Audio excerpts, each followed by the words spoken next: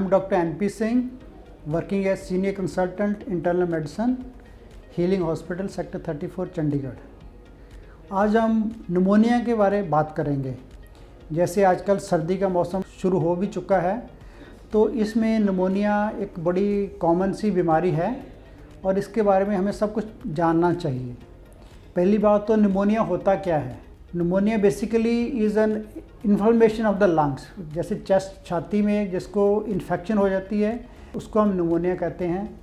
और होती कैसे है, इसमें बड़े कारण होते हैं। बैक्टीरिया होता है, वायरसेस होता है। जैसे आप अभी कोविड की काफ़ी लोगों को अवेयरनेस है, कोविड रिलेटेड निमोनिया हो गया था।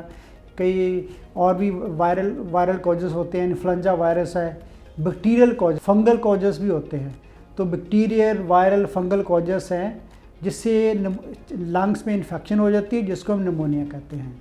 और होता कैसे है, देखो ये सारी एयरबॉर्न डिसीज़ होती हैं। जैसे किसी ने खांसी किया एक बंदे ने, और वही एरोसोल आपके अंदर इनहेल कर लेते हो आप, तो वहाँ से एक ट्रांसमिशन हो जाता है। एक एस्पिरेशन होता है, एस्पिरेशन निमोनिया भी कहते हैं। जैसे सपोज कोई आपको ऑलरेडी इन्फेक्शन है और कोई वॉमिट हुआ तो वो सारे कीटाणु लंग्स में चले आते हैं। और हमारे वैसे भी साइनसेस में, नोज़ में बैक्टीरिया होते हैं और वहाँ से जब इम्यूनिटी लेवल कम हो जाते हैं वो इन्वेड करना शुरू कर देते हैं हमारे लंग्स को, तो उससे हमें ये इन्फेक्शन हो जाती है। और नेक्स्ट है भी सिम्टम्स क्या है, आपको पता कैसे चले भी आपको निमोनिया है। दो तरह के निमोनिया होते हैं, एक होता है टिपिकल निमोनिया और एटिपिकल निमोनिया। टिपिकल निमोनिया की पहले बात करूँगा। टिपिकल निमोनिया में कहते हैं भी बड़ा हाई ग्रेड फीवर हो जाता है, सडनली ठंड के साथ बुखार आता है और साथ में चेस्ट पेन होती है, सांस चढ़ना, ब्रेथलेसनेस हो जाती है, कफ होती है। जो कफ होती है कई बार ड्राई होती है, लेकिन ज़्यादातर साथ में स्पूटम, फ्लैम आता है। कई तरह का फ्लैम, जैसे ग्रीनिश कलर हो या येलोइश कलर का फ्लैम आता है। साथ में बॉडी एक्स, मलेज, वीकनेस और खाना खाने की जैसे लॉस ऑफ एपिटाइट हो जाता है। ये सारे सिम्टम्स होते हैं निमोनिया के। एक एटिपिकल निमोनिया होता है, इसमें ये चीज़ें स्लोली आती हैं, स्लोली प्रोग्रेसिव होता है और इसमें सिम्टम्स, टिपिकल सिम्टम्स नहीं आते हैं। फीवर लो ग्रेड होएगा, मलेज होएगी, तो ऐसे कई बार इसमें थोड़ा सा निमोनिया मिस भी हो सकता है, इतना पता ना चले सिम्टम्स को। एक होता community chord pneumonia. Community chord pneumonia होता है घर में पेशेंट है, कम्युनिटी से हो गया, ये इतना डेंजरस नहीं होता as compare to HAP, hospital acquired pneumonia. Hospital acquired pneumonia का मतलब है आपकी पेशेंट ऑलरेडी एडमिटेड है किसी और बीमारी के कारण, वहाँ पे कीटाणु होते हैं, मोर वायलेंट होते हैं, डेंजरस होते हैं। जो उससे निमोनिया होता है वो थोड़ा सीरियस काइंड का निमोनिया होता है, उसको हम कहते हैं हॉस्पिटल एक्वायर्ड निमोनिया। इसको हम डायग्नोस कैसे करें भी आपको निमोनिया हो गया है, अभी पता कैसे करेंगे, तो उसके लैब टेस्ट होते हैं। जैसे पेशेंट के हमारे पास आएगा सिम्टम्स के साथ, मेरे खांसी है, बुखार है, सांस चढ़ रहा है, तो हम पेशेंट को चेक करते हैं, उसके पल्स, ब्लड प्रेशर देखने, ऑस्कल्टेट करके देखते हैं। चेस्ट में कई बार फाइंडिंग्स होते हैं, उसको क्रेप्ट्स कहते हैं, और ब्रीदिंग पैटर्न देखते हैं। और फिर ब्लड टेस्ट हम उसमें करने चाहते हैं। जैसे CBC होता है, complete blood count, TLC count बढ़ जाता है, इसमें ESR काउंट बढ़ जाएगा।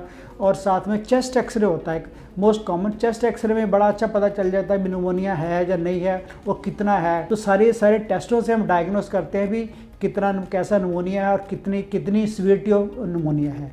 फिर हम उसके बाद ट्रीटमेंट लिखते हैं। निमोनिया जैसे माइल्ड सा निमोनिया है तो हम सिंपल पेशेंट को, जैसे वायरल निमोनिया है तो उसमें ज़्यादा एंटीबायोटिक की जरूरत नहीं होती, हम स्पोर्टिक काइंड ऑफ ट्रीटमेंट देते हैं, कफ सिरप दे देंगे, कोई पैरासिटामोल लिख देंगे, ऐसा कुछ। अगर लगता है भी थोड़ा सा वायरलेंट है, बैक्टीरियल निमोनिया है, तो फिर हम एंटीबायोटिक स्टार्ट करते हैं। ओरल का मतलब मुंह से देने वाली एंटीबायोटिक्स होती हैं, वो हम स्टार्ट कर देते हैं।